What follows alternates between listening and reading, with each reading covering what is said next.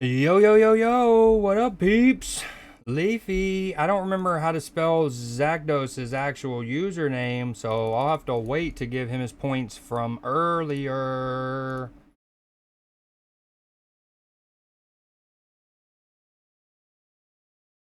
Wow, dude, you gave me all 2600? How about that? 2680.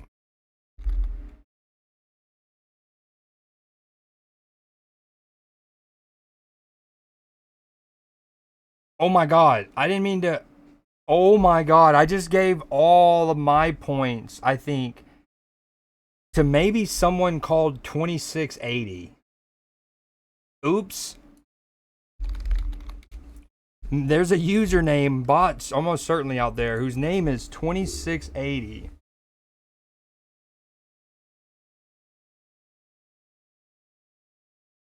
Leaderboard. Yep. Yep. Yep. Yep.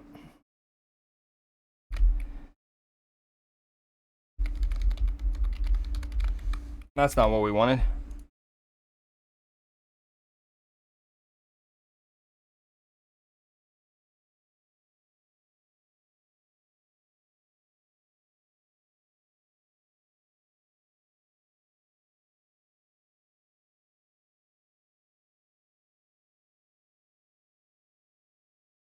Yo, Alex being top 11 is wicked. That she must be gambling. That's funny. Alex is top 11 with almost 700k. Attaboy, long time no see, long time no see.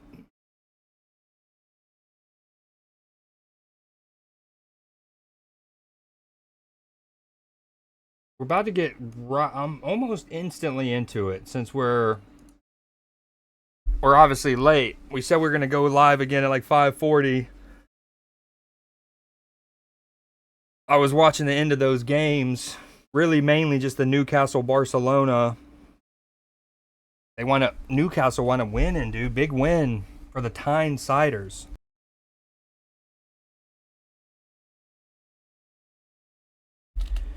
All right, let's see. 624. Let's say once I've been live for 15 minutes, we'll start Newsday officially.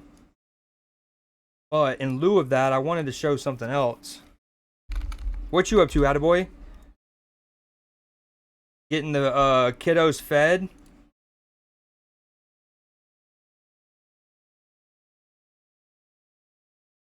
Okay.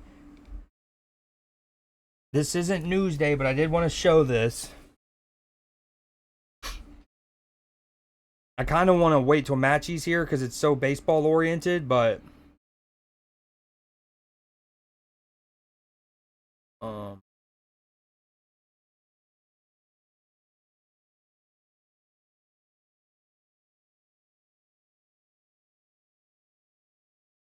okay, we're just gonna send it.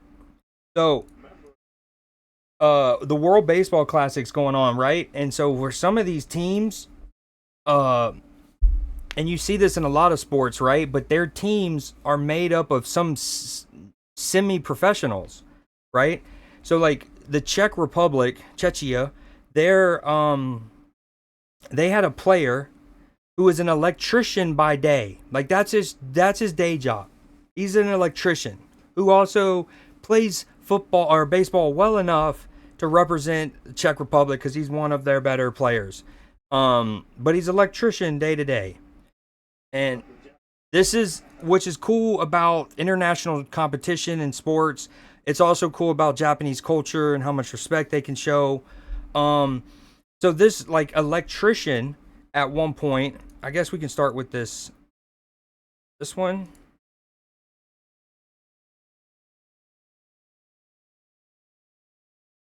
He shut out Japan, one of, or if not the best team in the world. He shut them out for 4 2/3 innings, or 1/3 inning. Why is it point two? I think that means 2/3 inning. 2 outs. But like these are all the Japanese players going and dapping him up. The Tokyo Dome gave him a standing ovation, and that's just cool because it is a remarkable feat. A dude who's an electrician by trade went up against the best team or one of the best teams on the planet against Shohei Ohtani, struck Shohei out, and went and held them scoreless. Now at this point, Japan didn't need to win this game. They had already progressed, even if they lost to the next round. But still.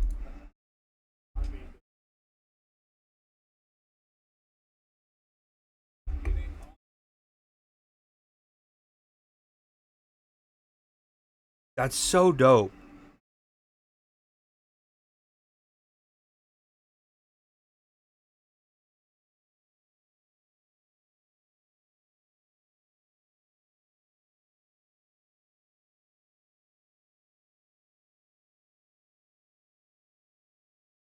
So dope.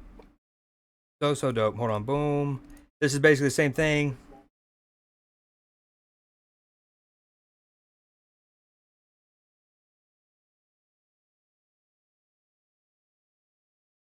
Look at that eye roll. I mean, dude, in a couple days, he'll be back to being an electrician.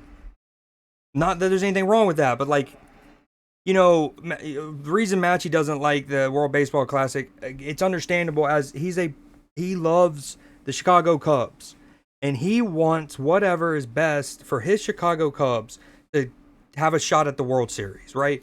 And he just feels like, understandably, having Pete Crow, playing all these matches for what he doesn't feel. Anyways, long story short, despite that, this is so dope. Like I bring that up because a lot of the Japanese players and other players are worried about the season coming up. He will be going back to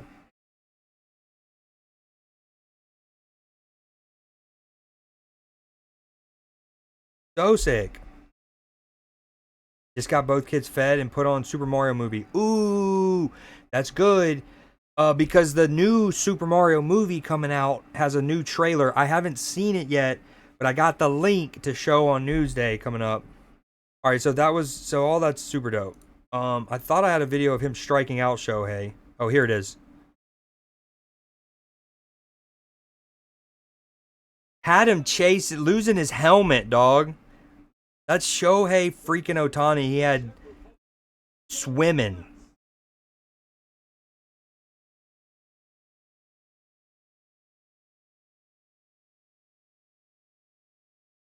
Helmet off and everything. So dope. All right. Okay, Newsday. Welcome to Newsday, where ideally one story can restore your faith in humanity. I wish the ring had never come to me.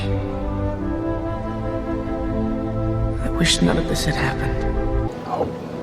Let me tell you something, my friend. Hope is a dangerous thing. Hope can drive a man insane.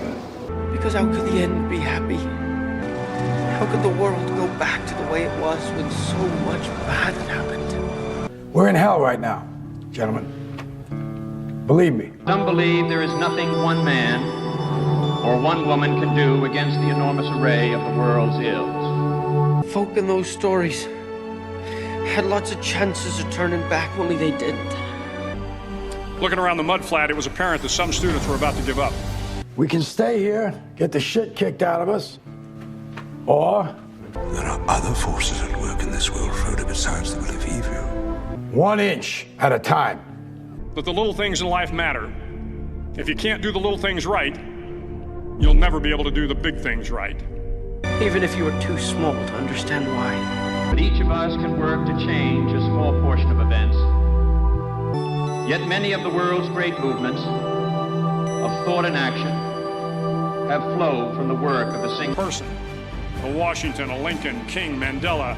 A young monk began the Protestant Reformation, and the 32-year-old Thomas Jefferson who proclaimed that all men are created equal. And then one voice began to echo through the night. One voice raised in song. One voice became two. and 2 became 3, and before long, everyone in the class was singing. Each time a man And even a young girl from Pakistan, Malala. stands up for an ideal, or acts to improve the lot of others, or strikes out against injustice, he sends forth a tiny ripple of hope. I do understand. I know now. One person can change the world by giving people hope. And surely we can begin to work a little harder to bind up the wounds among us. But that is not for them to decide. All we have to decide is what to do with the time that is given to us. So if you want to change the world, start each day with a task completed. Find someone to help you through life. Respect everyone. It's only a passing thing. This shadow. Even darkness must pass. A new day will come. We can fight our way back into the light. We can climb out of hell. And when the sun shines, it'll shine out the clearer. If I have learned anything in my time traveling the world, it is the power of hope. Those ripples build a current that can sweep down the mightiest walls of oppression. They kept going. Because they were holding on to something. And I believe that in this generation, those with the courage to enter the moral conflict will find themselves with companions in every corner of the globe. Remember, Red, hope is a good thing, maybe the best of things, and no good thing ever dies. They kept going. Because they were holding on to something. What are we holding on to, Sam? Know that life is not fair and that you will fail often. But if you take some risks, step up when the times are the toughest, face down the bullies, lift up the downtrodden, and never ever give up. If you do these things, the next generation and the generations that follow will live in a world far better than the one we have today. And what started here will indeed have changed the world for the better. But there's some good in this world, Mr. Frodo. There's good. And it's Mr. worth Frodo. fighting for. There's good. And it's worth fighting for.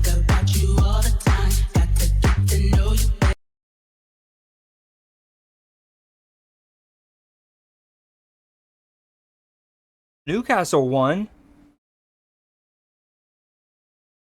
Happy Newsday. Bing, bang, boom. Here we go. Where is it? Bam. Hello, guys. Welcome into Newsday. March 10th. No way. I literally was watching the game up until the 92nd, maybe? I don't even know. Wow. Really? 1-1 in the end. Damn. Despite the pessimism in stream earlier, both exit and extreme, we're going through. We are beating them by at least 2 goals at Anfield, and if not, we'll beat them in penalties. Well, it doesn't matter, but we're beating them. We're going through. I have faith. Yeah, Spurs spurred it up so hard. I mean, the giveaways to just give chances. Their first and third were just given away essentially. Okay. PB, welcome in. Attaboy, welcome in. Leafy. This is Newsday for March 10th. This one's I mean, it's still going to be a juicy one, but it's a slightly shorter one because Liverpool did play today, so your boy a little exhausted. So this first story, and the other thing I did was I had noticed in my pursuit, as you know, I try not to watch this stuff, but in my pursuit of also trying to like sequence and have things line up and segue nicely, there was a few more times than I'd like where I would have seen this stuff enough to where I was explaining beforehand. And I know it seems like I'm doing that again, but I'm not doing that with here. I'm just talking about the overall structure of Newsday, where I might not even say the name that I typed in just because, just right. I don't want to have to come up with like cheeky names because that was also too much. Long story short, let's get into it. This first one is called Highway Hero. Wait, hold on. I don't hear it. Wait. Oh no. Embarrassing.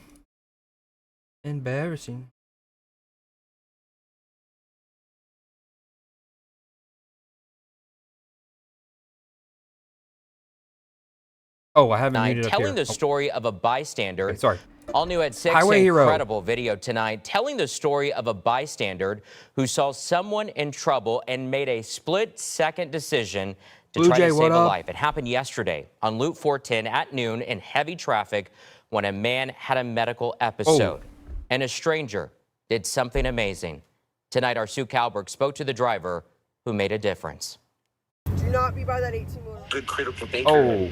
Even with my business, all I do is take care of people. I help people out with what I do for you. No. Renee Villarreal Albe said it was an ordinary Thursday until it wasn't. Oh God, he's gonna hit So us. he was coming Oh. off that left side of the Dude, wall he's swooping. already, and I was like, hey, honey, record this. Oh God. His wife Andrea, who was a passenger, recorded the moment. And we saw him keep swerving. That's when we realized something was wrong. Oh my We God, went you to could go see check him on like. him, and then that's when we finally came up to, he was unconscious, and that's when we realized, okay, he's not gonna stop, and he could hurt more people.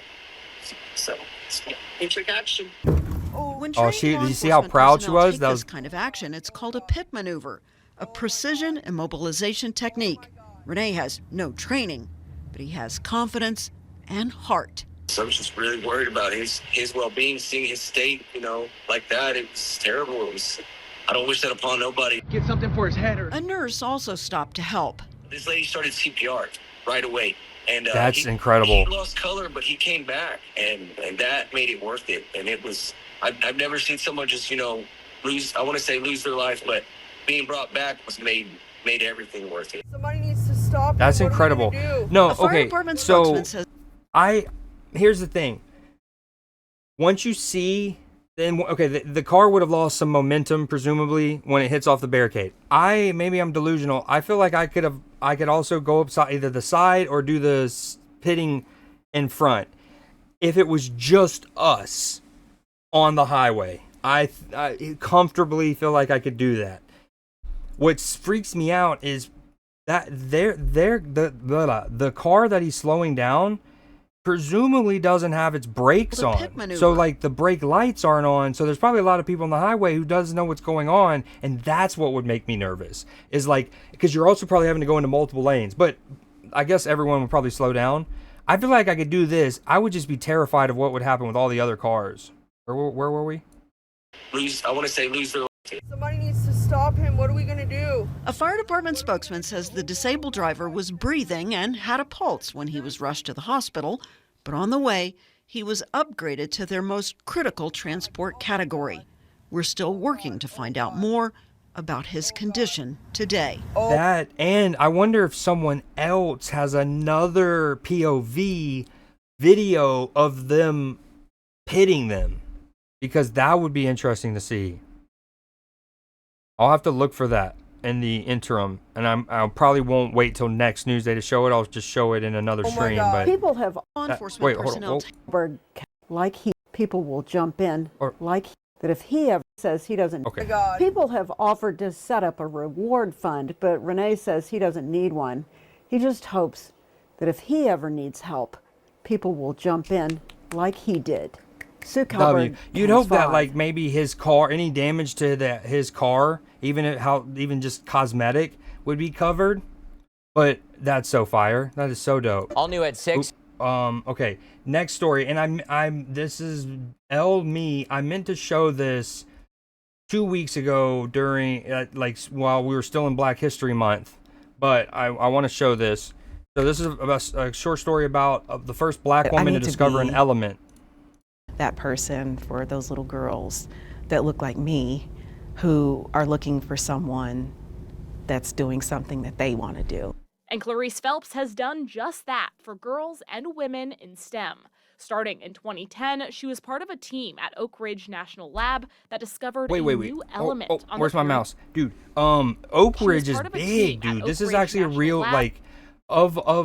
I don't remember exactly, but there's one in California and then this one, which is in Tennessee, that are like two of our most important labs in the country, and they have like supercomputers or particle accelerators or colliders and stuff like that, like the sci-fi sounding stuff. That's at places like this.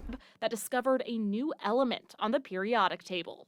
It was dubbed Element 117 and later named Tennessine. It was part of the job that we were doing, and it was really cool because I was like, oh, I got to be a part of that. That was really neat. Now let me go make some nitric acid up. But it wasn't until later that she realized just how historic that accomplishment was. She had heard that the finding made her the first ever Black woman to be involved in the discovery of an element. I Googled it and I was like, well, I'll be. You know? I'll be. So it turned out that it was actually true, and it was honestly it was a little scary because that's a lot of weight. As monumental as that was, she says her proudest work is that involving students. She's currently an adjunct professor at Pellissippi State and works with science programs for high schoolers with the goal of encouraging more Black women to work in nuclear science. You can be whatever you want to be, even somebody who grew up in the projects, who grew up poor, who didn't have good grades starting out. You can still be whatever you want to be. Starting out. Okay, that's incredible. Next story is Japan's ambassador goes full Peaky Blinders.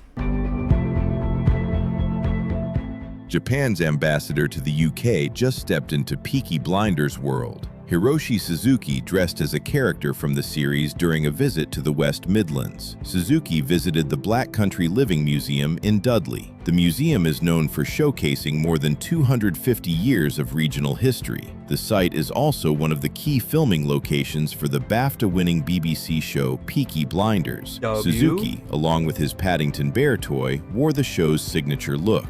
But the visit carried a diplomatic purpose. Suzuki highlighted Japan's economic ties to the West Midlands. Since becoming ambassador in 2024, Suzuki's UK trips have gone pork scratchings. PB, are you still there? viral. Pork scratchings. Are those just like what we call pork rinds?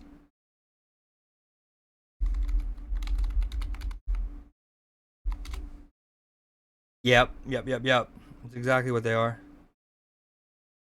It looks like it, I think. Maybe not exactly like.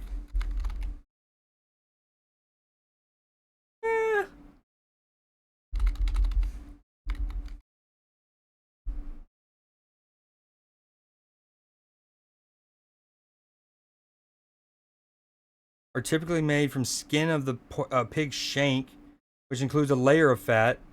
The skin is cooked once in hot fat. They are often seasoned only with salt. Pork rinds are made from the skin of the pig, which is boiled and simmered to render out fat before being dried and then fried. Okay, much different. Way different, actually. Viral online. And then that segues into this. These Japanese kids are probably eating better than you. And that's no accident. Good nutrition here is written into law, affecting what's served up in childcare, dude, the watermelon right looks so through good. to Miso aged soup. care. It's called shokuiku, or food education, and it's all about good diet leads to healthy body and mind. いろんな食材を試して慣れていくっていうところ、特に野菜に関しては苦味とか酸味もあるので、食の体験を増やしてほしいというところで。 These childcare cooks are working on a lunch that's been 2 months in the making. The planned menu was sent to a board made up of nutritionists, principals, and even a nurse. It's not just calories that are counted, but protein, fats, carbs, and micronutrients. And only after approval can they get cooking. Food safety is such a serious business here that despite wearing my face mask and my hairnet, this is the closest I'm allowed to get to the cooking action. やっぱり子どもの成長に関われるというところで考えたら楽しさの方が上回ると思います。大変といっても作業としてはもうある程度法整備もされています。 Once done, the principal must taste it to ensure it's all good. 好きな献立はお魚料理です。 So why does this all matter? Well, there have been some pretty shocking cases of substandard childcare food in Australia, and childhood obesity remains a stubborn problem, with the prevalence of obese and overweight children and adolescents doubling over 2 decades. And according to one study, half of Australian kids will be overweight or obese by 2050. And what about Japan? Well, Japan is the only wealthy country where fewer than 1 in 5 children are overweight. So clearly, that's something's an impressive working. thing. それを食べた時の子供の笑顔ですとか、 Like そ of の先 all of の the 大人 countries にな that っ are てからの developed 健 and 康 have づ the くりに money つながるっていうところ。 for, like the people have the money to potentially get fast food and the things like processed food. Most of them have majority. That's 誇りに感じています。 And how does it taste? Itadakimasu. Oishii desu. well, not that they have majority. Sorry, I misspoke that. It's that Japan So rarely half has that of problem. Australian kids 50 wealthy country where fewer than 1 in 5 children Fewer are than 1 in 5. overweight. That's a so big clearly difference. something's working. それを食べた時の子供の笑顔ですとか、 Because like その even if 先 a country has like 1.2 and 5, if you like average it out, that's not ideal. Okay, next story. Girl Scouts mad cheeky for this.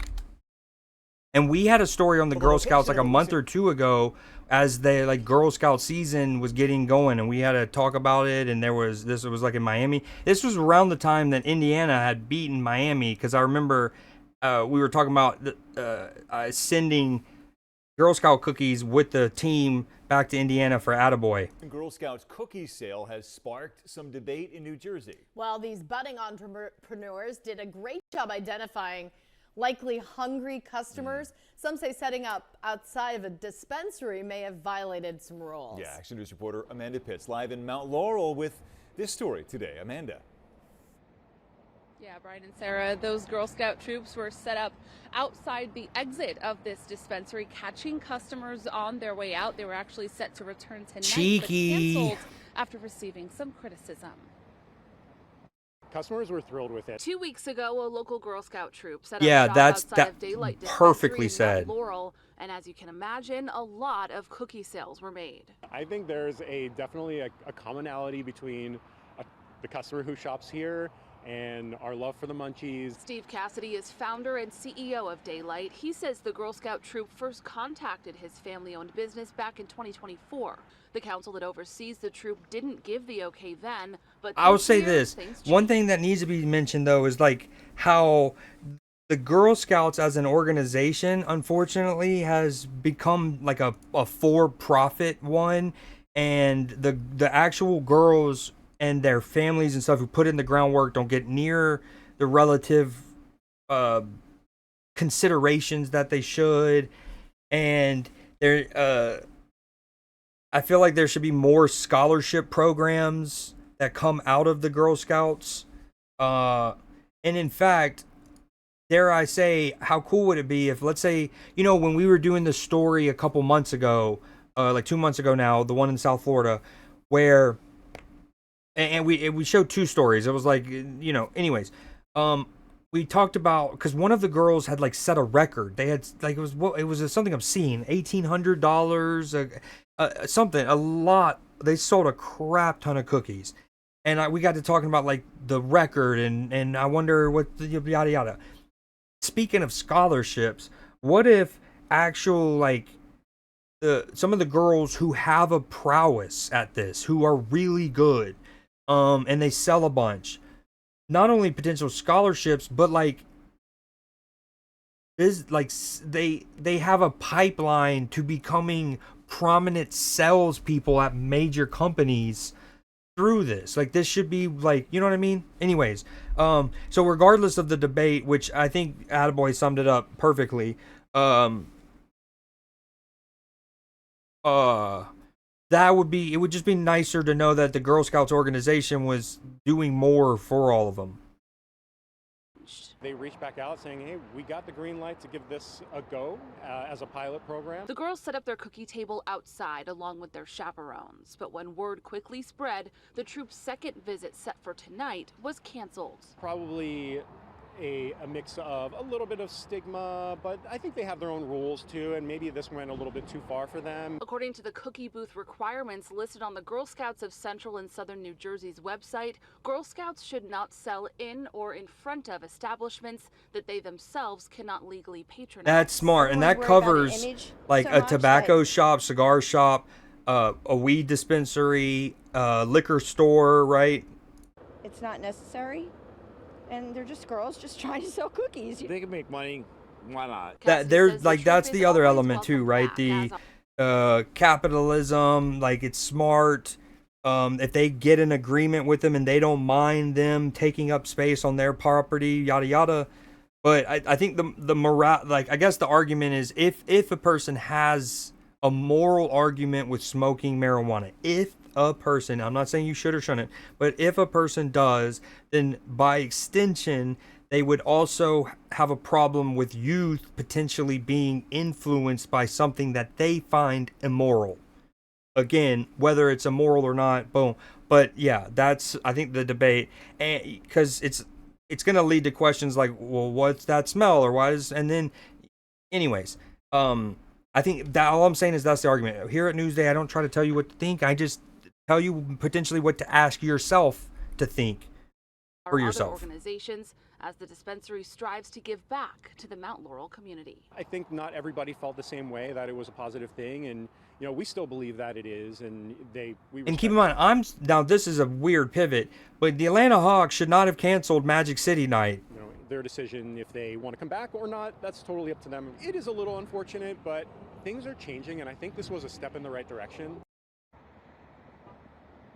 Now, we did reach out to the Girl Scouts of Central and Southern New Jersey for comment, but we have not yet heard back.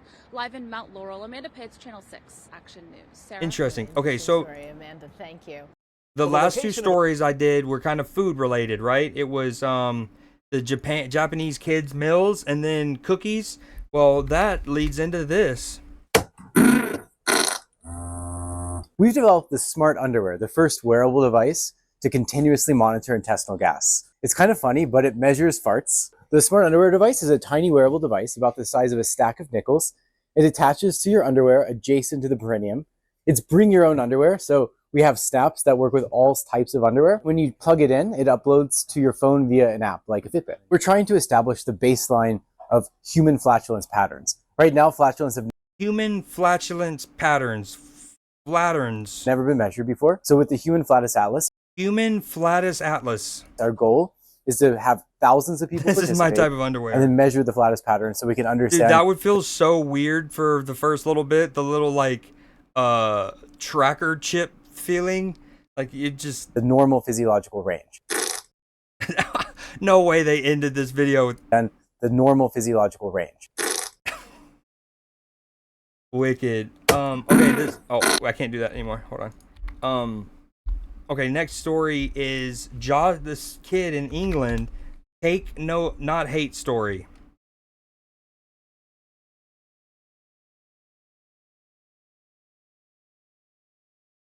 Or here we go. Question mark. Give it to us. Hold on. Oh, dude, Instagram was doing this last week. He's 12 and he's non-verbal. He's trying to counter Islamophobia by taking cakes into mosques with his dad. We should all be thinking about the things that unite us rather than those that divide us. The idea came after their local mosque in Peterborough was attacked last year. We went the next day or a couple of days later with some cakes just to say these people don't represent the great British public and definitely not the people of Peterborough, where I'm from. Those posts and those videos went viral globally and we got intimidated into stopping. We were told that they would end my career or they would do physical violence. So we decided that if they could try and intimidate us, what would they be doing to other people? And we should continue. I think it's really valuable the way that he's portraying our community, and I really appreciate the way that we have the chance to showcase to people we're not as scary as people make us out to be, and we're actually just people who like cake. We're your neighbours, with Who doesn't love cake? your school members, Yo, what up, with your colleagues. Amanda? Going to be part of your communities. Sorry, I always think forget. it's Like, really I get caught. I'm like, important do I that just you say give the us full a thing? shot to show us how We've we really established Amanda This for short. is Joshi. He's And at that 12 point, I'm and like, he's I might as well just say non-verbal. Amanda. He's trying to counter Islamophobia by taking cakes into mosques with his dad. We should all The be fact thinking. that he's non-verbal, autistic as well. W. So this next one, we all might learn a new trick with corn here, but I wanted to include this. So, sorry, I meant to say that with the last one. We're now in the segment of Newsday where we're doing snippets, so they're not full stories. And along those lines, I saw this, which was awesome because the grandma's reaction I thought was so cool, and I was blown away by this trick. Yo, what you up to? Yes, you haven't missed Newsday. We're just got started. We're on like the 6th story out of like 25, so you're chilling. Hope you've had a great Tuesday so far. There. Yeah. Get your knife and you cut this knob, Yeah, that knobby part, bit. yeah. You like this? There. Yeah. Then with that, Hold on to the furry bit. The furry bit. and you squeeze it. Oh, for goodness sake, I never thought of doing that. And it comes out perfect. Wait, I've always just peeled Every it. time. I just peel it.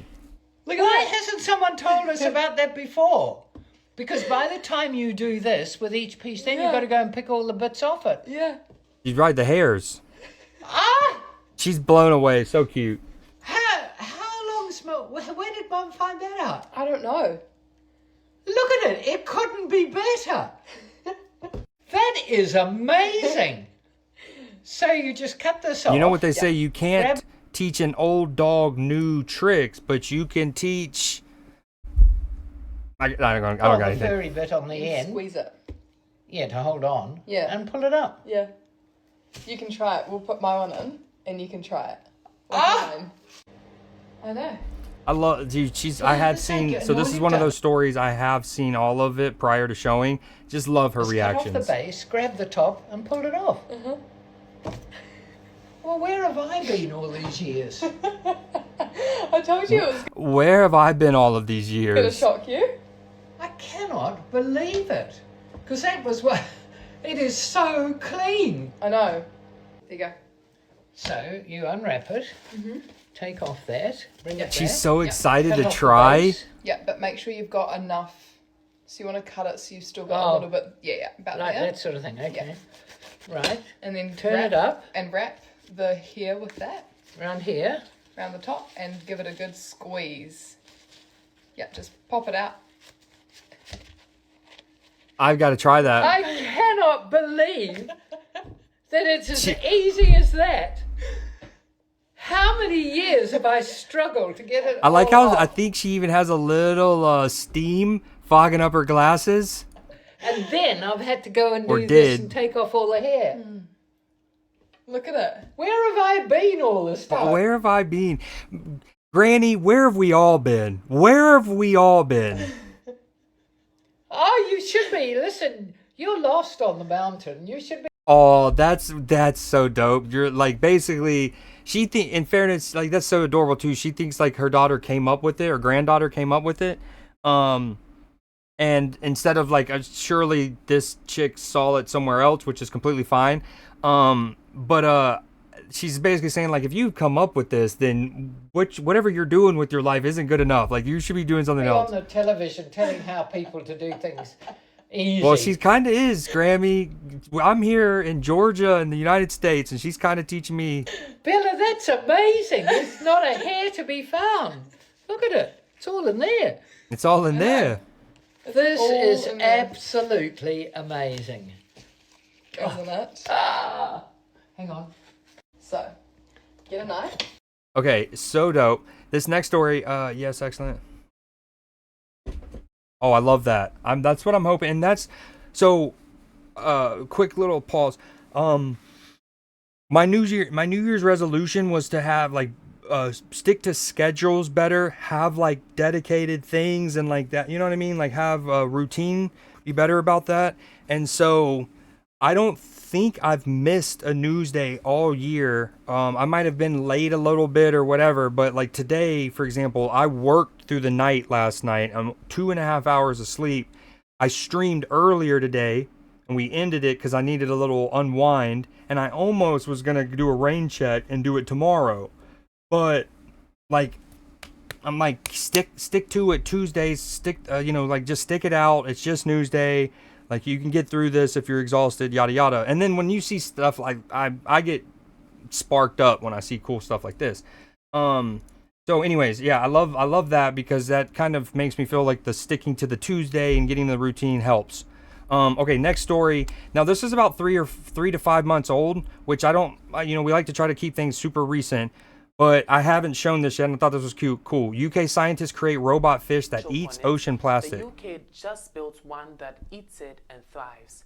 Meet Gilbert, the robot fish that does not just clean the ocean, it powers itself doing it.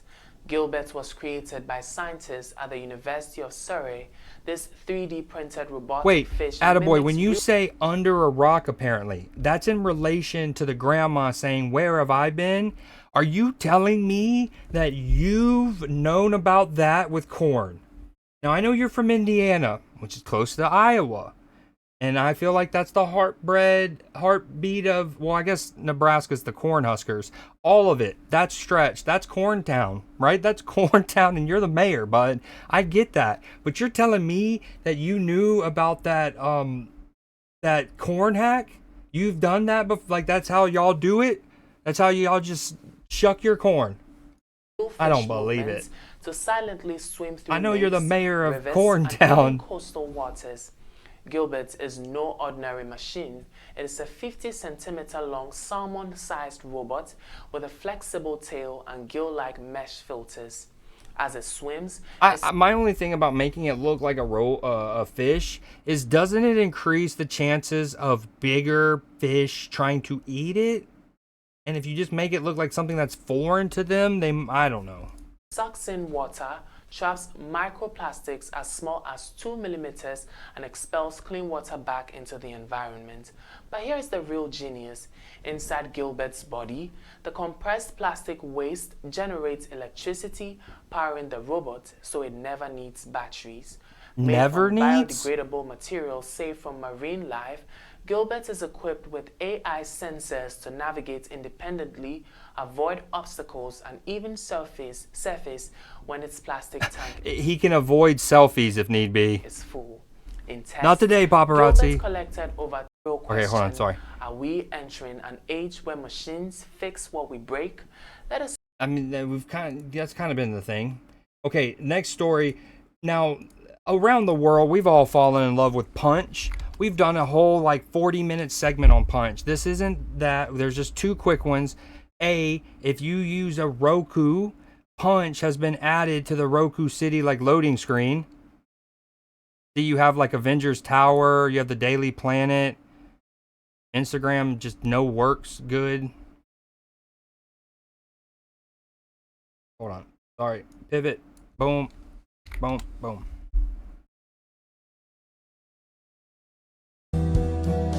Punch and his plushie are on the Roku loading screen. I love that. Into marine science in my neck of the woods. Marine science is so dope. And B, they might not have a robot, but they might have one of those ones that are they're kind of like mesh nets that are in the mouth of certain rivers where you have water runoff. But yeah, I agree that robot's super dope. Again, I wanted to show it, or normally we try to show stuff that's more recent, but I saw that and I was like, damn, this is kind of cool. Especially when, but again, I don't know if it increases the chances it get attacked by other fish by making it look like a fish. I feel like if you make it look like a giant spear or like an Uzi, imagine that. It's a little rover under the water, but it looks like a Uzi. And, what kind of sharks are going to go over there trying to eat that? I guess is my thing. None? Okay, hopefully we don't have too many more on Instagram. Okay, so one more Punch story. The internet is losing the internet is losing it over this Punch the Monkey Pokemon card someone made. Look, him with his plushie. Stuffy Snuggle, flip a coin. If heads, heal 20 from this Pokemon. Brave Strike. Punch should become the next Pokemon. They definitely, dude. Now this would probably be in the next generation, but even if, here's what they could do: they make a monkey-based Pokemon, and even if you don't have an actual plushie as a part of its physical design, because that might be too on the nose, you have something in the description. You know how like you go to the Pokédex and it'll tell you a little bit about them. Some of the lore says something like, alludes to the fact that it had a stuffed animal doll as an upcoming monkey. I think would be lit. Oh, that might be a fake picture, but that's so cute. Punch is a soft-hearted monkey who finds comfort in his favorite plush. Dude, I need that. First edition. We love Punch around here. Okay, next story. Speaking of animals, Canine Hoot saves autistic kid. Children with autism are at higher risk of wandering off, and when they do, every second counts. On Monday night, a 13-year-old went missing in Port St. Lucie, but thanks to the police department, this story has a happy ending. CBS 12 News reporter Al Peffley has all the details. Al? When an autistic boy went missing outside a gym in Fort Al, Pierce, hold your mic up a bit, bud. Come on, Al. In the end, a bloodhound made all the difference. Some would say that's what they're made for. Literally just doing its job, some would say. Port St. Lucie police body cam video captured the moment when Officer Robert Burdick and Canine Hoot, a bloodhound, found a missing 13-year-old autistic boy in Fort Pierce Monday night. The boy had finished a workout at Live Well Fitness Center on US 1 and was waiting by the car when, within seconds, he vanished at about 5:20 in the evening. He had walked out of the door normally, as he always does, and in seconds he was gone. Fort Pierce police searched on foot and used a drone, eventually calling Port St. Lucie police and their canine Hoot. After sniffing a piece of the boy's clothing, the bloodhound started searching. They are picking up that odor, that scent, whether it's sweat, things of that nature. And we know how they that have works. a much better keen sense of smell than humans do. After picking up the boy's scent, Canine Mrs. Hoot took the officers Mrs. right to the boy. He was found about 7 p.m., about a mile from the gym in the woods alongside railroad tracks. A mile it's absolutely away. Incredible. I mean, who doesn't love a good canine story with a great outcome and reuniting that family with that child? This is just a great outcome. The boy was found within 2 hours, but that's not always the case. Advocates say children with autism wander away often, and the situation can turn dangerous quickly. I'm ecstatic. As long as they're found safely, whatever method you use, I think it's great. Project Gene Saunders, Lifesaver founder International. And CEO of Project Lifesaver Officer International, Puffy Face. the Yeah, yeah. organization that That's supplies Sergeant devices to law Lieutenant enforcement agencies Hoot. to help track and locate people with autism or dementia, says parents of autistic children need to be extra cautious. Autistic children can go in an instant for a lot of different reasons. I think the best thing that the parent can do is be aware of your child at all times. Know where they are. You need to do as much as possible, as often as possible. Saunders urges parents of autistic children to consider getting tracking devices and door alarms. Port St. Lucie police say Canine Hoot has now... Wait, I was today's years old when I realized that there's a hide up here for if you want to see the last bit of a video unobscured. I just learned that just a second. Y'all just witnessed that live on Twitch here. In Port St. Lucie, Al Peffley, CBS 12 News. Dude, Hoot, baby, Hoot. That's our goat. No, our goat is actually Clarence the cat.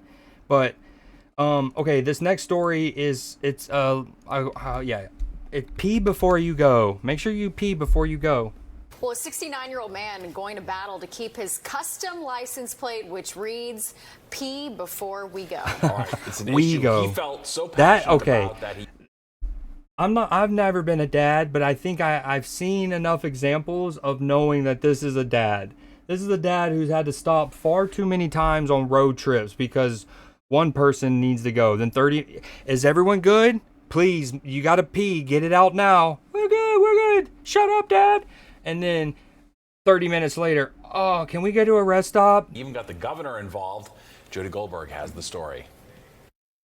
For Seth Bykowski, it's the bladder battle cry. Every mom, every dad, The bladder battle cry. every grandparent says to their kid or grandchild, pee before we go. It was the motto the 69-year-old recited before every road trip as his children were growing up. I've always wanted this plate since they were little. So when Pee Before We Go became available 5 years ago, he quickly claimed it. Universally, people of all walks of life have laughed. The fact that he was probably waiting on the license plate, they were probably like, no one has it right now. And he's like, can I get it? He's like, no, you got to wait X amount of years just in case the past owner of it wants to reinstate it.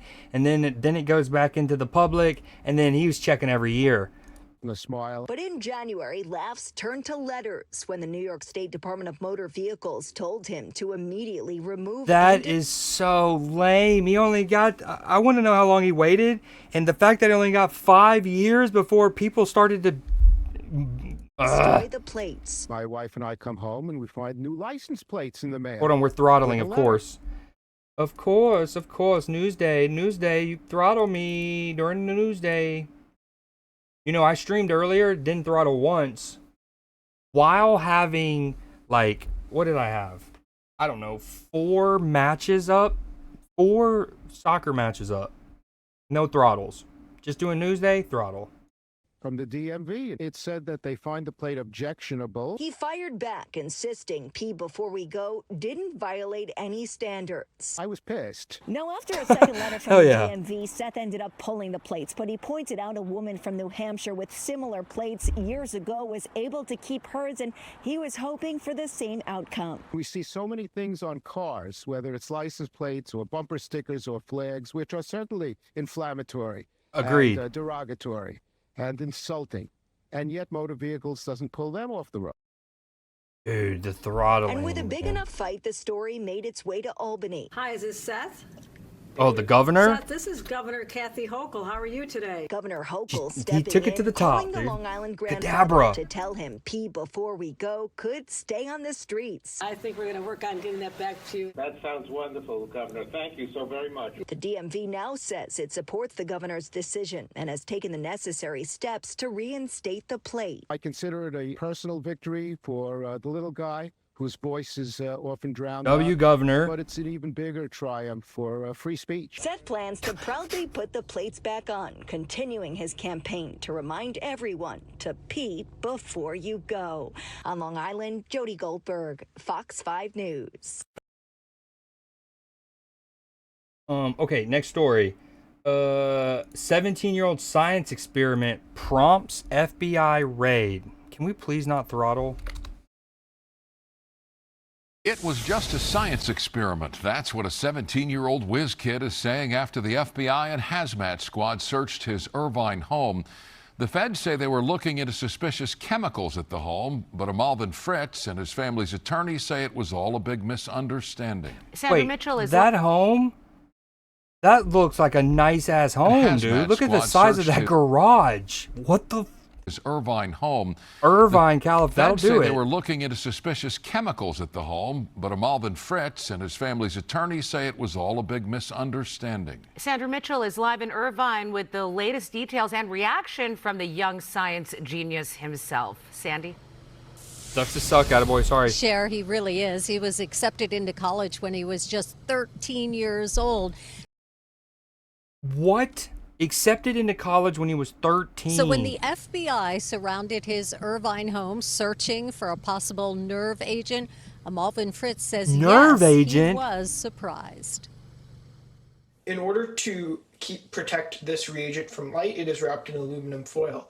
From his home chemistry setup, 17-year-old Malvin Fritz was doing experiments and posting them on YouTube. We just about 20 minutes Okay. ago we watched a team. First off, this kid is a young Walter White, but not Breaking Bad. Like, just a genius. 13 accepted into college, whipping up beaker science in his room and posting on YouTube. Wicked. Look at their Posting them home. on YouTube. We just I'm sorry, the FBI needed to get involved here. Like, I don't know. I guess you shouldn't, but they're like, oh, there's possibly experiments going on in the house with chemicals.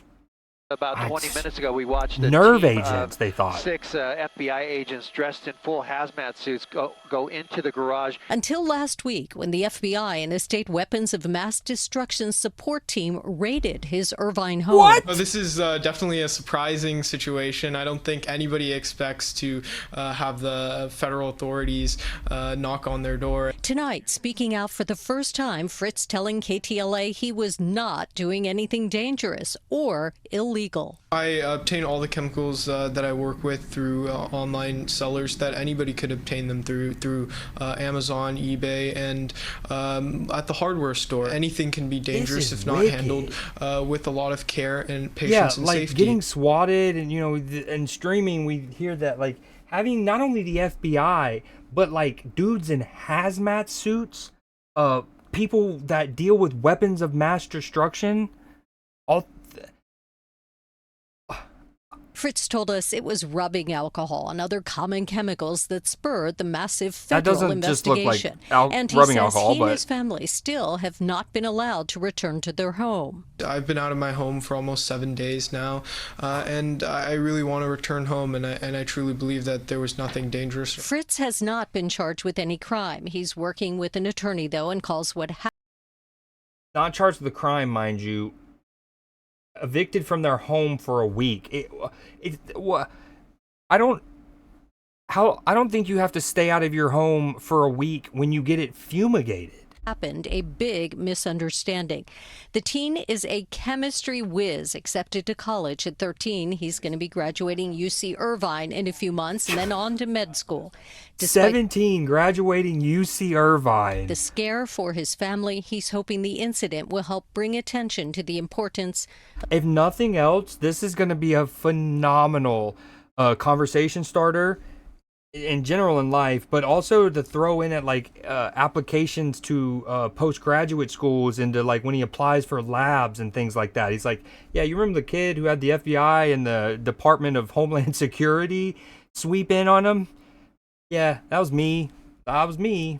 Of science and medicine. Helping people is something that I've been passionate about for the longest time, and I truly believe that this is a way that I can contribute to the healthcare system in America.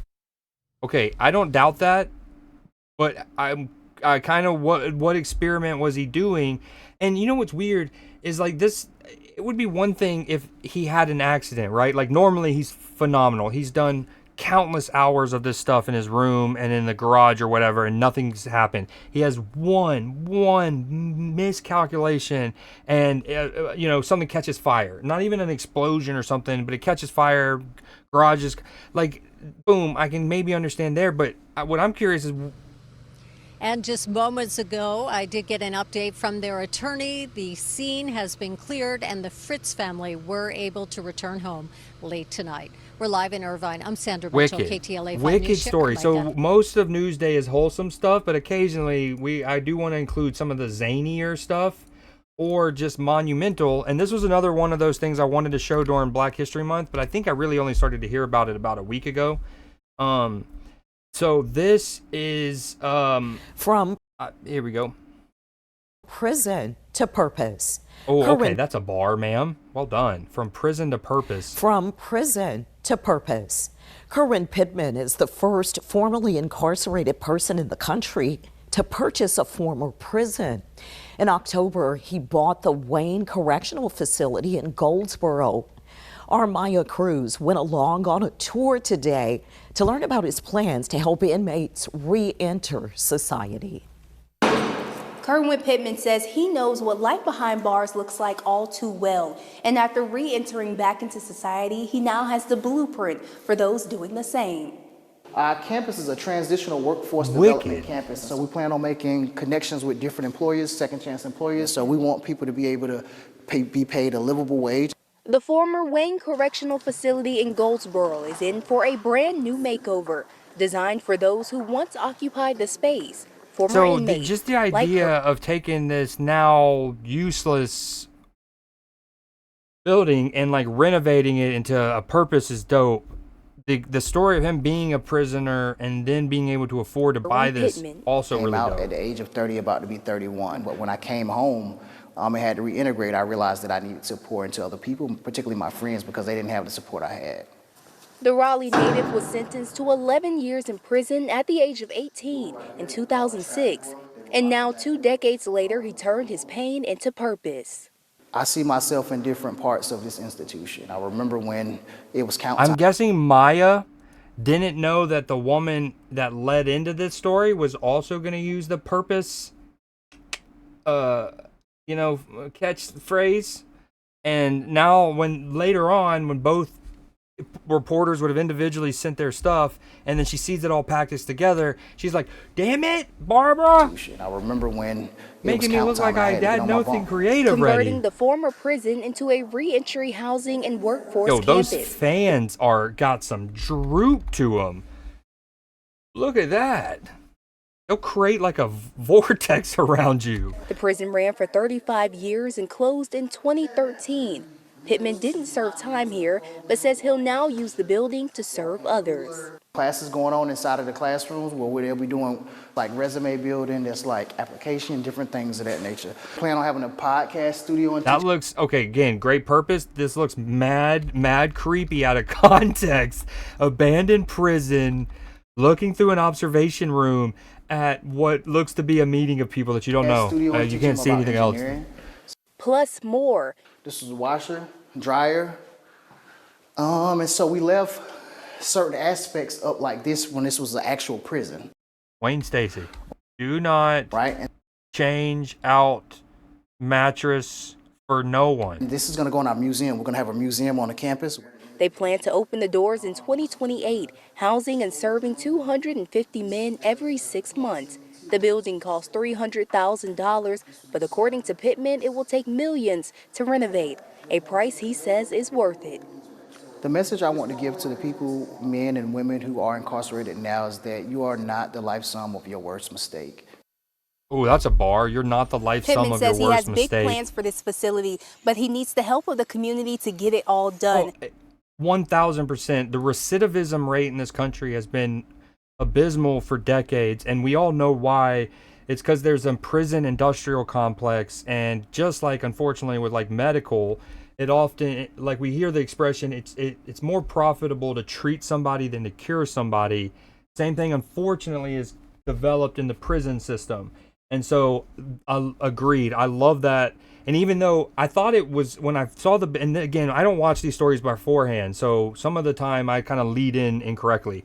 I thought that he was fully going to renovate this into like apartments or like a condo, you know what I mean? And at least it's not a wasted space and you know what I mean? It's just a dilapidated building and an eyesore. Like in my hometown, there was old factory mills, like from the 1880s to the like 1930s, like one of those like cotton mill kind of places. And I remember growing up, it was just empty. It was run down. It was like an abandoned factory kind of thing, bricks but like no windows, graffiti if you up around it. And then eventually somebody renovated it, and like one floor is like office space, and then the next one is there's like a public where you can like host wedding receptions, like a venue, rentable venue kind of stuff. And so they at least converted it. So at first I thought that's what he was gonna do, and I was like, that's still a productive use of this space. And it's a cool factoid that he's the first person who was a prisoner to then own a prison in the United States. But then, as you say, it's super dope that he's so it's gonna stay a prison, but at least it's gonna focus on the goal of rehabilitating somebody and giving them life skills or a trade that they can use once they get out. On our website, you'll find information on how you could turn this former prison into a campus of purpose. In the city of Goldsboro, Maya Cruz reporting for News 12. Orpus. All right, next story. 3-year-old baseball phenom. Oh, baby. Little Waylon is only 3 years old, but you wouldn't be able to tell from watching him step into the batter's box. I mean, he kind of whipped that one. Oh. Be able to throw a ball back and forth to my 3-year-old. Yo, look at the backyard baseball promo. They're coming out with a new game soon. It's amazing. Justin Fletcher is Waylon's dad and personal baseball trainer. Do you like hitting bombs better or making diving plays better? Making diving plays better. Wow. They work out together from their own garage. Okay, that's a rope. Yo, the contact is insane. Like, I'm not even bullshitting. That is some clean contact. And like the plane of his bat. They work out together from their own garage. Like, that's actually transferable. Yeah, kind of like that. Yeah, kind of like that. Good job, bud. Before Waylon even took his first steps. Literally before he knew how to stand up, I had a bat in his hand. Oh my. Why am I jumping in? Dad, at this moment, no. I might need a net here soon. I might need a net here soon, dude. That is a piss missile. How to stand up. Holy shit. I mean, that is back at Dad in a... Hold on, let's real talk. I'm going to go frame by frame here.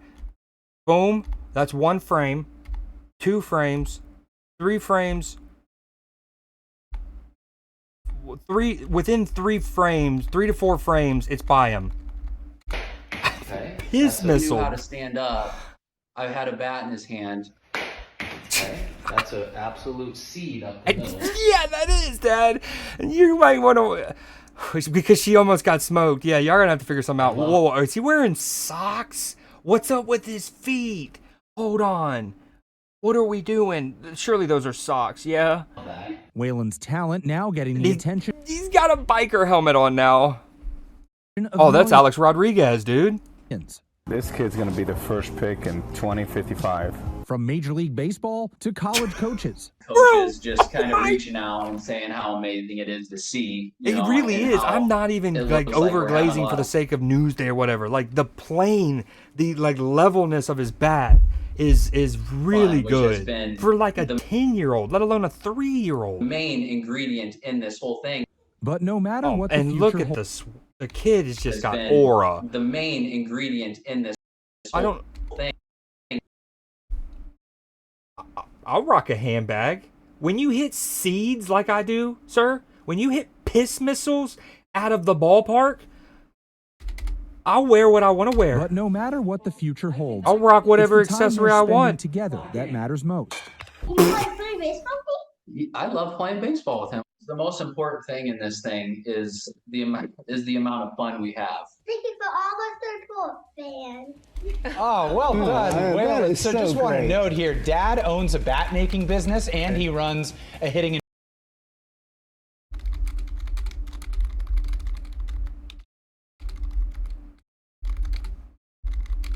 Oops, sorry. I feel like y'all hear more of my typing than ever.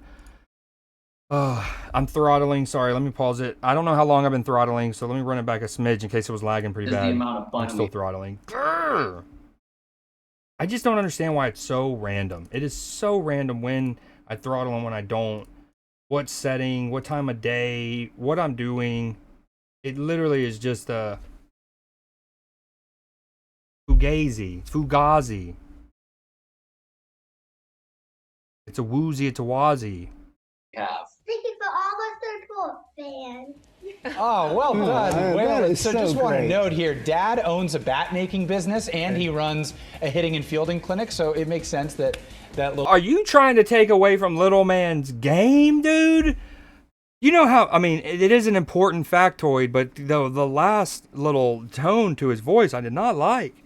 You know how many kids grew up with dads who are high school coaches who have baseball batting cages in their home, like in their backyard, whatever, access to all these facilities and aren't hitting piss missiles at 3? Well, Waylon might be so good, but we also want to note that Waylon doesn't just play baseball. He plays golf and tennis, and they're trying out lacrosse, so hopefully Waylon doesn't burn his out. hand-eye is crazy. It really right, is that's amazing. what I'm saying. Those sports kind of track because it's all involving like lacrosse, golf, baseball. You have an additional object that you are using to hit another object or control another Watching object. Tiger Woods when he was 3 was on that talk show. 2041 is when he would be eligible for the MLB draft. So 15 years from now. We'll see him there. I hope they keep it fun. Yeah, it seems like they are. Agreed. So fun. Yeah, that's excellent. You don't want to burn him out and like also put too much pressure on him because he's now a national sensation kind of thing. Okay, this is a very short sports section of the evening. We're going to get into Red Wing Zamboni. Zamboni chicken finger basket. Okay, That's fried. so a couple weeks ago we showed the Minnesota Timberwolves and their like popcorn bucket and their soda cup having a really cool lid that had the little like flickaball game with it, right? This is pretty cool. It's a Zamboni as like your carrying case. You see, you got your chicken strips and your fries, but instead of like one of those just like baskets, it's in a Zamboni. I need this. Well, what do you think of that? You got that. What do you think of that? It looks cool. Have you ever seen anything like that before? No, I have not. Looks fantastic. How much was that? $47. $47. But it's a souvenir, right? It's plastic. It's not paper. It is. And you can keep it? Here is the line after the first intermission to get the Zamboni chicken finger basket at the Coop. This has kind of become like a trend though, is like as if sporting arenas weren't making enough off concessions and whatnot and merchandise, is then doing these limited time FOMO inducing kind of things. But granted, they're usually so dope. Line to get it. I mean, you know, it's a little overpriced, but it looks cool. I think I'm going to keep it in the house. Maybe put it on the bar next to all the drinks. And it's going to look good.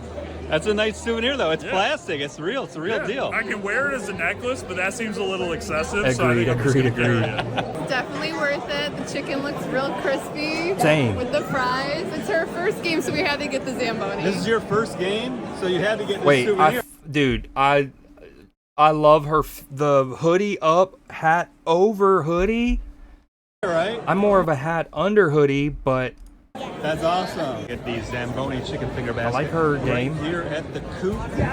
That's sick. That's sick. Again, like we showed a couple months, like this one. I kind of just want to bring this up. Hold on. The Minnesota Timberwolves one.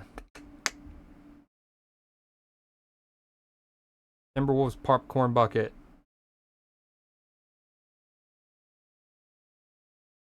It's kind of crazy how fast time goes. Like some of these I probably would have been like, hey, this was a week ago, and it turns out that it was actually not. Control F bucket, maybe? Oh, here we go. Bam. Gotta love that feature. Just as a reminder, this is the one that the Timberwolves did a couple weeks ago.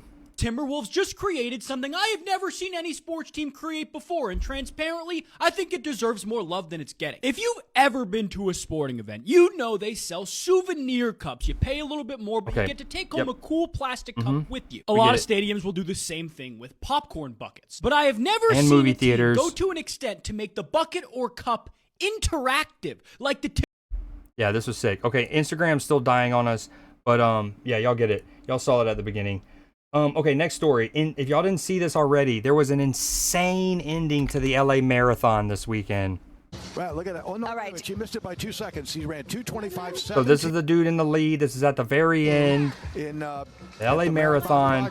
Dude's just cruising, literally by himself.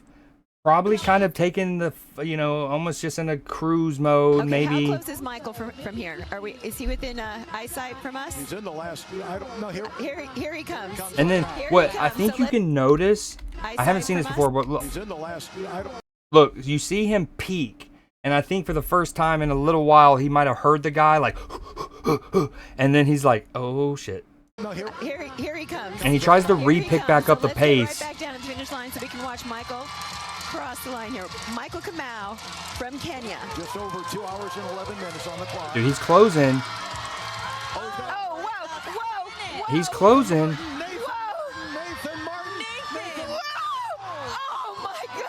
Imagine, dude, the dude collapses. It is a photo finish for crowning of the 2026 A6 LA Marathon. Also, oh, you can't see it because of my webcam. Look how cool the logo is, top left right here, for the LA Marathon. Super dope. Super sick. I'm not sure. Nowhere, because we can only see just a little bit beyond. We have to see that playback to see exactly what happened there, because he crossed first, right? I think he did. I think he crossed first. Here comes Kellen Taylor. Second place finish on the women's side. A great performance Okay, hold on. by her. For copyright purposes, I don't want to linger on this too To show long. you exactly what happened here. I mean, even at this point, this guy's like, surely I still got it, right? Surely I still got it.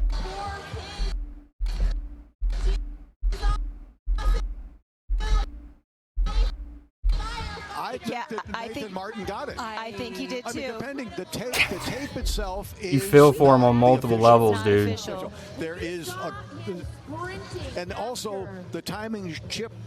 I'm not sure is official either. I think there must be a photo. But we do need to say that Michael is still down. He's being helped by people there at the finish line. No, and actually, I think they're going to take him off in a stretcher. Well, he was exhausted for a long period of time. He's collapsed. And then Nathan Martin. Now, I was talking to his manager. He said he's a conservative early runner, but he comes on like a powerhouse. He closes like a freight train, and that's exactly what he's doing. Dude, he closed like crazy. Didn't want to play it that close. But insane ending. Hopefully the other guy's okay. Finish in the history of the LA Marathon. At the last second. Okay, if you don't blink, the next mini segment it's usually games that I'm anticipating, but I didn't have that many, so I'm also just gonna make it as like games and movies that we're looking at, maybe games that have a new update coming out. But the upcoming Super Mario movie had a new trailer come out. I haven't seen it yet, so I figured I'd wait to show it on Newsday. There's a huge universe out there.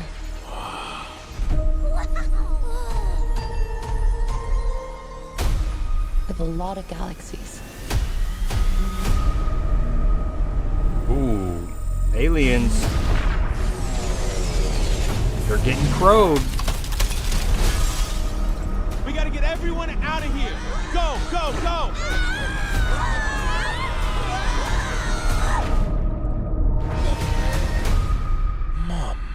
Me. Okay, those two lines. I'm somebody who I wasn't initially. I wasn't even initially too upset about the Chris Pratt getting voice cast or casted as the voice actor initially, and then when the movie came out, it was what up, Fall? When the movie came out, it was I loved it. I loved the Super Mario movie, and I thought he was great, solid enough to great. But I will say the two lines that he's delivered in this trailer are all I think of is Chris Pratt, right? I don't think Mario at all. It just sounds Chris Pratt-y. Mamma mia. How you doing, madam? Wait, attaboy, what? Really? Yoshi in this movie, like in the upcoming one. Oh my God, it says it right there. Oh, I love Brie Larson. Brie Larson's bae. Dude. Whoa. God, y'all know how I am with Donald Glover. He's one of my favorite human beings on planet Earth, bar none. I fucking love Donald Glover. Dude. That's sick. How do you, I demand that you I does say it in the title. My father. Over my dead body. Fine with me. Does he talk in this trailer? Do we hear him?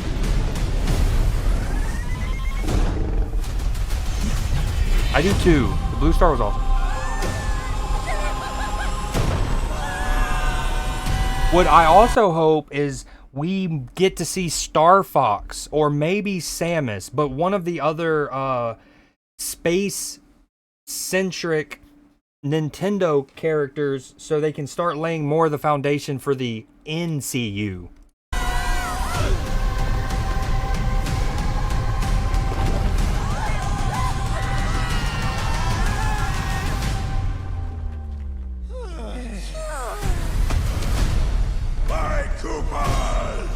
My Koopas, sir. Long live the king! The Bowser name shall be feared once more! Also, I meant to say this earlier. When he pulled the bandana over his mouth and it had the like drawing of the mouth, that's super sick. I don't know if it's supposed to channel this, but it makes me think of Paper Mario in particular. Speaking of paper. Everyone calm down. Toad, pack our things. Let's go. Let's go. Oh, princess, you're going to regret that. It's what's his name? Louis Guzman? Is that Louis Guzman? Oh, princess, you're going to regret that. I think so. That's so dope. That's so dope.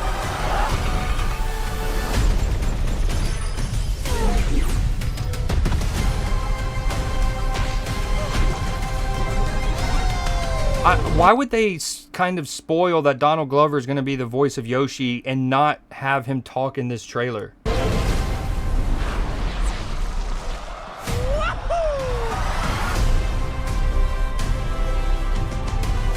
It looks so good. It looks so good.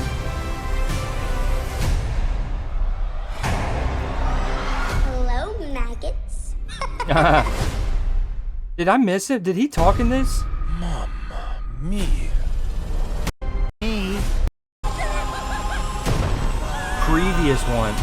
Oh, wait a minute.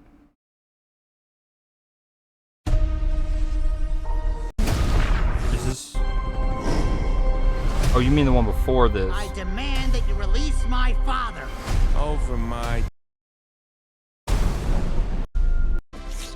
Clean up the paint.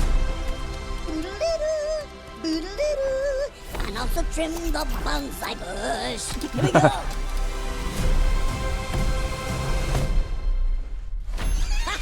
Hey, Luigi. What's up, Mario? Behold, I made a masterpiece for Princess Peach. What do you think? Love the color. I don't see a spot where he would have talked. Anyways, okay, so in this section of like games and movies that we're looking at, there is one game that I just heard about it yesterday. It's called Karen, and it's a beat 'em up game. Sorry, we're all out of half and half. We can only do an exchange. No, breadsticks are extra. I'm sorry, ma'am. That's our policy. I'm sorry, breadsticks are extra. Oh my god, this is great. And you're just trying to cause the most damage? Because I'm for that. It's like a Burnout Revenge or something.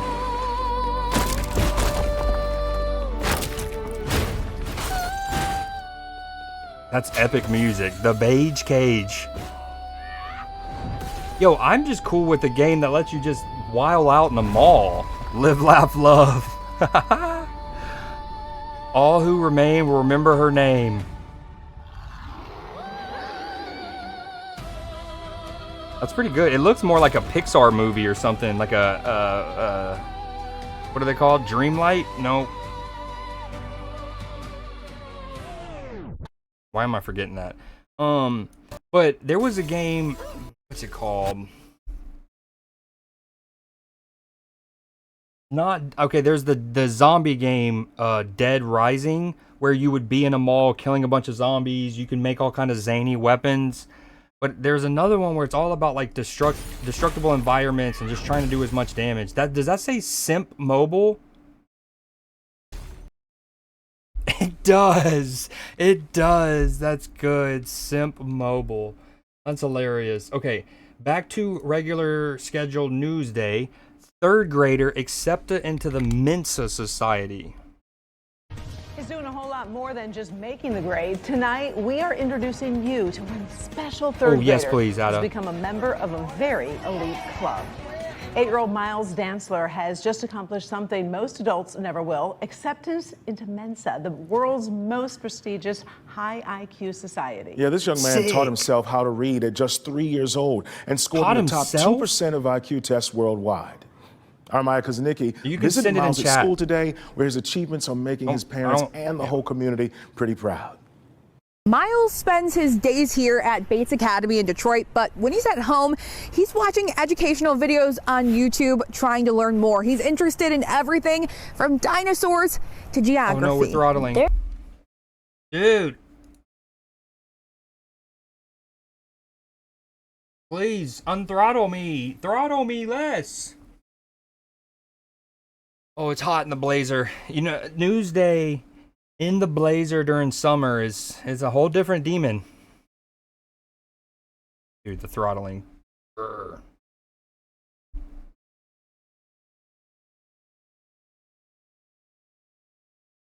There's an underwater. Spends his days here at Bates Academy in Detroit, but when he's at home, he's watching educational videos on YouTube, trying to learn more. He's interested in everything from dinosaurs to geography. There's an underwater country called Zealandia. It's actually the eighth continent. Deep. This kid is not only a genius, he's also a conspiracy theorist, and he's deep in the rabbit hole. One of Miles Dantzler's many fun facts. At a young age, his mom and dad could tell he was gifted. He would ask questions and learn things faster than most kids his age. I want to stay. When he started reading words that I llama, couldn't red read, pajama. or correcting me when I was reading books to him, I was like, okay, this is it. After applying, his sharp mind landed him a spot at Mensa, the high IQ society, at just 8 years old. I got one of the highest scores on the IQ test. It makes me really proud of myself. Being a part of Mensa means he'll get to challenge his mind and connect with others who share similar interests. When you guys saw that acceptance letter to Mensa, I mean, what was your initial reaction? Was I shocked? No. If anybody deserved it, absolutely, because you know what? It was well earned and well deserved. This gives him a lot of, opportunities to really stretch his intellect and that IQ. His teachers say it's even inspired other students to work harder and aim higher. I think they're really excited. A couple of them were asking, like, what does it mean and how can I do it? And, I want to do that as well. But when you set aside Miles' smarts... I mean, he's a normal 8-year-old. He likes to play video games, play with his toys, play with his siblings, and he's just, a kind-hearted, great kid all around. The Miles things that this has kid could already probably done make on Minecraft or Roblox. activities with Mensa, and he plans to do many more. In Detroit, Amaya Kaznicki, Local 4. And congratulations, Miles. Mensa says they're excited to welcome Miles and his family into society. In a statement, it says, gifted youth represent our largest segment of new members. American Mensa understands their challenges and their tremendous potential, providing a host of resources and supportive community. So dope. So dope. Okay, next story is about the Paris Baguette Grand Prix. We got two parts to it. D'habitude, on est toujours à peu près à ce niveau, autour de 150 baguettes. Nous avons un produit poids.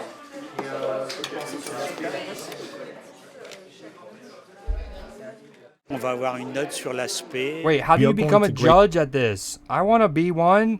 We are going to grade the appearance, the smell, the taste, the crumb structure, and all of these. Excuse me, sir.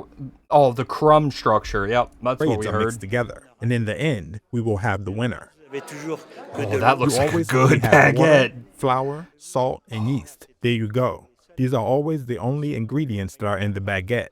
But afterwards, everyone adds their own little touch. You put all the bakers side by side. You have baguettes that are a little bit different. Afterwards, it is an alchemy. Everyone has their recipe. Bro, leave it up to a Frenchman to describe the art of making a baguette as alchemy. I love it. Don't get me wrong. I'm not hating, but wow. And you obviously have baguettes that are different. Yo, I'm not gonna lie. That there was a line in that story about that third grader a minute ago that choked me up a bit. Okay, and then this is the winner of said Paris Grand Prix baguette. Voilà. Mon boss l'est fatigué aujourd'hui.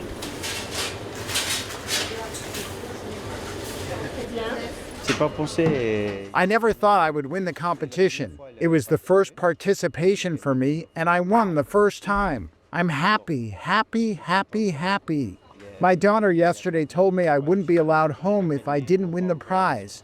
She was so happy when I called her for the motivation. Afternoon. She was so happy. She loved it.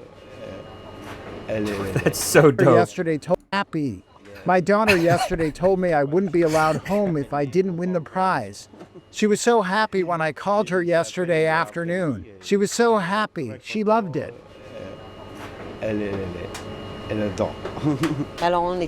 We are overjoyed, very happy, myself and the whole team. We are happy to have won the prize. We never thought we would, and now it's actually true. I don't know what it is technically. It's probably leftover flour, right?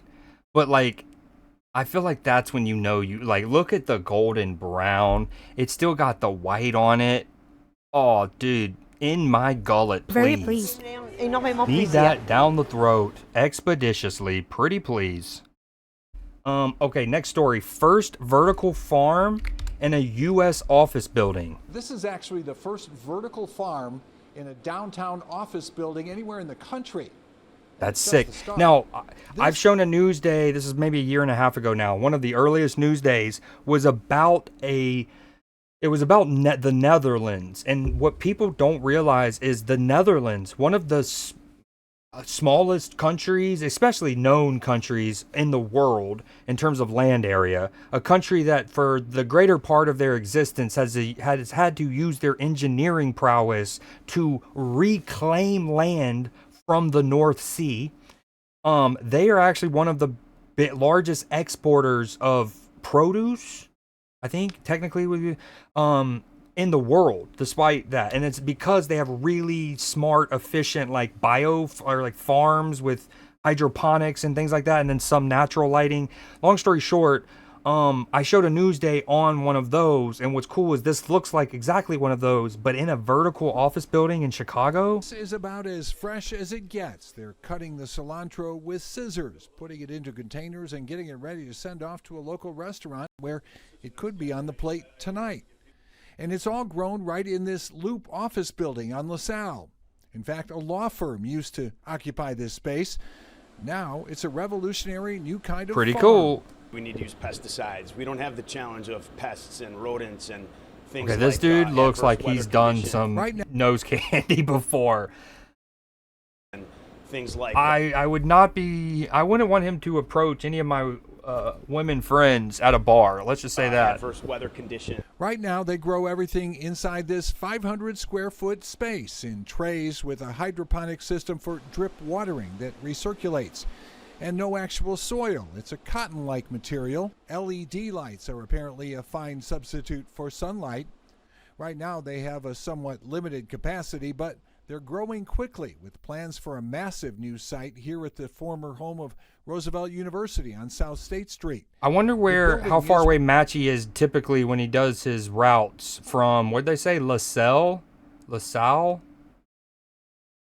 North LaSalle, 30 North LaSalle. Block, about 500,000 square feet. Plenty enough to grow a tremendous amount of food. We're developing farmland inside of vacant downtown office buildings.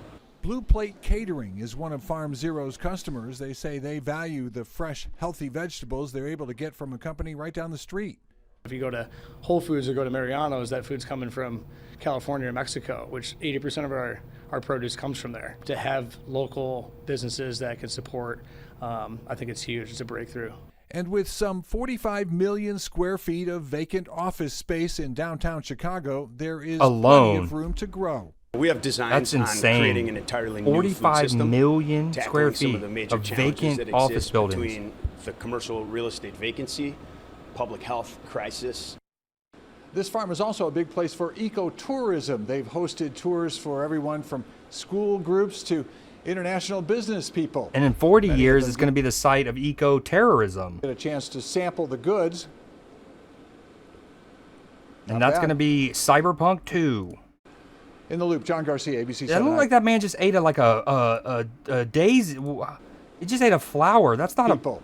Many of them get a chance to sample the goods. Not. I'm sorry, sir. Not the cilantro. Not bad. In the Loop, John Garcia, ABC 7 Eyewitness Not News. bad. It looked like you just ate a tulip leaf, sir. Okay, next story. Fourth grader designs clothes at Paris Fashion Week. And this is the second to last story for this Newsday, which would be almost exactly like they extended to about 2.5 hours long when we were trying to play catch up. And I've always said I want them around an hour and a half-ish. So hell yeah. Call him a sewing savant, a designing diamond, as Max Alexander is taking his... Wait.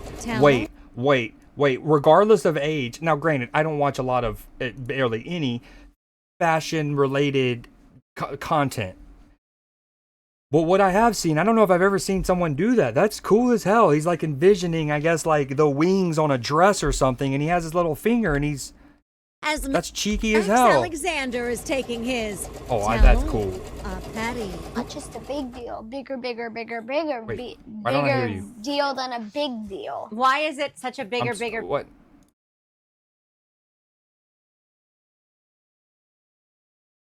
I don't hear him. Wow, that's loud.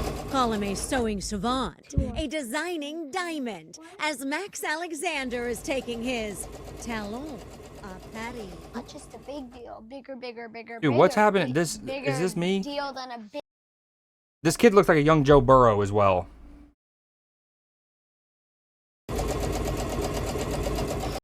Like the home of fashion. And because he is also a big deal. I don't think this is me. Max just became the youngest designer. Is this? We're gonna blame this one on CBS Los Angeles here. Paris Fashion Week. We caught up with the fourth grader from West LA. We'll come back to as he you was next week, packing. Max. Sorry, you're a young king, but I don't have time for this right now. All right, the final story for Newsday: Virginia all I have is it says Virginia third grader emergency kits. With 27 years in law enforcement, Sergeant J.T. Mann has handled all types of calls for service. But late last year, he responded to a missing young child who was on the autism spectrum. We found the child safe. He was actually just underneath a grill, the cover of a grill in the back porch. That experience made him want to ask questions when he got home. My child's on the spectrum. When I came home, we sat down and we went over safety. If some reason he left the house or anything, where would he go? But his questions led to something unexpected. Okay, as y'all know, and I talk about this a lot, graduated one of my majors, sociology. A big part of that, questions. I talked about it the other night in the Resident Evil Requiem stream when I was talking about the concept of asking people what posters they would have had on their walls growing up and stuff. Anyways, I bring that up because this is sociology at its finest. And it was a kid went in the woods.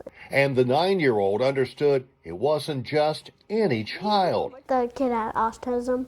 So after listening to his dad ask him questions, Ledger decided he could help out kids who have gotten lost and then found by first responders. He said, well, let's create a bag. Ledger's reasoning was simple. I wanted to help people with autism. Ledger says he understands what a child on the spectrum goes through. How do you know that experience? Because I have autism myself. So his plan was straightforward. To have like a bag you can see stuff in, like to have like stuff to help them. That stuff, he explains, are the exact kind of items that help him. A ball, a switch ball. You have a pop it. Holy shit. Sunglasses, a stuffed animal. We have a Bluetooth headphones. Like basically, it's like I'm guessing it's gonna be a kit for police officers to have when they go out looking for a missing child, just in case. And as we, if you've ever known a kid on the spectrum, sometimes their emotions can be volatile. They can range. They can almost forget who you are and like shove you kind of thing, right? They can get violent, especially as they get older if they're strong enough. So having something to potentially ease that, to comfort them, is so dope especially for strangers who are trying to help a third party. Makes you feel better? Yep. And Ledger explained to his dad the bag itself was important. So I said, what kind of bag would you like? And he said, something that's clear that we would have all kind of stuffed animals and blankets, fidget spinners, toys, and different things inside of it. They're clear because the kids can just put them out. So then the goal was to put the idea into action. How many bags did you want? Enough bags. I'm sorry, the question should be, I feel like every police precinct in America should have one, in case any township or city has a missing child and there is a belief, or if they know that the kid is on the spectrum, and you just have one per precinct.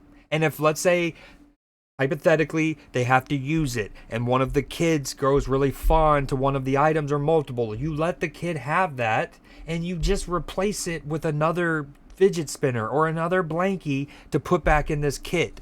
And then every precinct in this country could have it, and they're like, okay, that's the call. Oh, we got a 289 or whatever. Okay, let's go grab the kit, and then the responding officers, because this shouldn't be in every cop car in America that gets in their way. This shouldn't be they shouldn't need to have a stockpile. But I feel like every precinct should have one.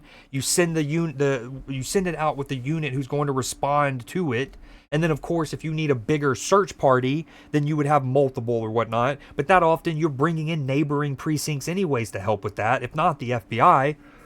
This is, bro. To help people. That early goal was 5. So the first 5 bags actually came out of his piggy bank. He spent $100 of his own money. We went and bought 5 clear bags.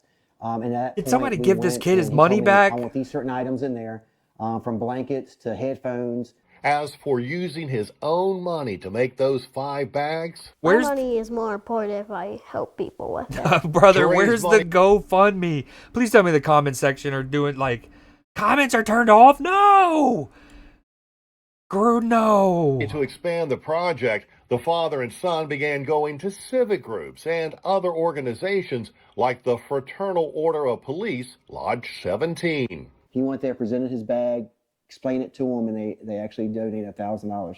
We've explained ideas to people and they help us with the funds. Each bag cost about $35 to put together. So far, they've made 52 bags and put every single one into the hands of first responders. Right now, we have done every police department and sheriff's department that has touched Prince George County, that borders Prince George County.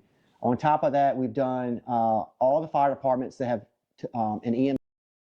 Oh, I'm throttling. Hold on, sorry. Damn. Yo, what up, Sativa? Yep, that's him. Man, we're throttling, dude. $35. That's a little. I thought it would be a little cheaper just because of you think a lot of the stuff you can just get at Walmart for like $2-3, a Dollar General fidget spinner, right, for $2-3. But I guess when you're considering all of the items. But yeah, can we get it for every precinct in the country, please? So far, they've made 52 bags and put What you been every up to, single man? one into the hands of first responders. Right now, we have done every police department and sheriff's department that has touched Prince George County, that borders Prince George County. On top of that, we've done all the fire departments that have an EMS that surround Prince George County. We've done the hospitals. And the pair are not done yet. They are still fundraising to help get bags in the hands of as many first responders as they can. Now, looking back to their Dude, first that's conversation. so dope. So I'm very impressed that he's bringing them ideas to me, not knowing that this is something that we need for the community around here. As for 9-year-old Ledger, he says he needs more bags to hand out. And so are you done?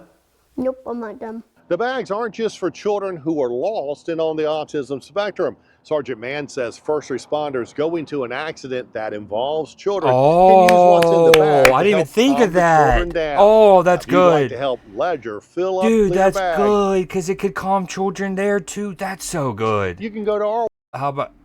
Gotcha. Therapy's. I no shame at therapy whatsoever. I think more men need to go to therapy. I've been to therapy. I don't actively go, but I've been numerous times. website, WTVR.com, to find a link. That's a look inside Wayne's World. Dude. I'm Wayne. Ooh, we get those stories every so often where instantly they vault to some of my favorite Newsday stories I've ever shown. Sometimes they get me more or less choked up.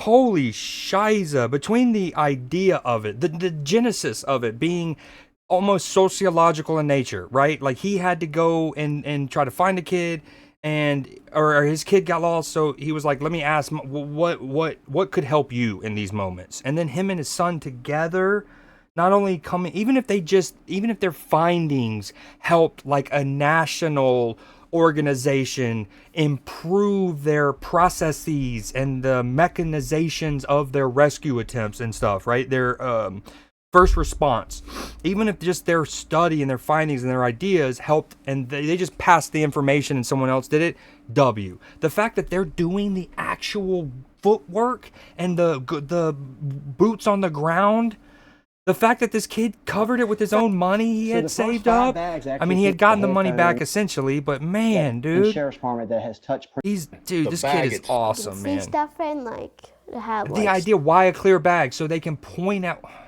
I love it. stuff to help them. That stuff, he explains, are the I love exact it. kind of items that help him. A ball, a sports ball. I love it.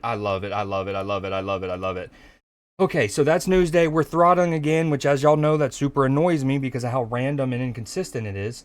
But I am going to call it there. We streamed for about, what, 3 hours earlier today. This is about 2 hours. That's about 5-ish. I'm throttling. I'm probably lagging as we speak. But this was a solid news day. This news day was like an hour and 35 minutes. So right on where we want to be on. I appreciate y'all being here. You guys are adorable most of the time. Generally speaking, pretty cute. Let's get a little song to send us off with. And y'all have a good rest of your evening.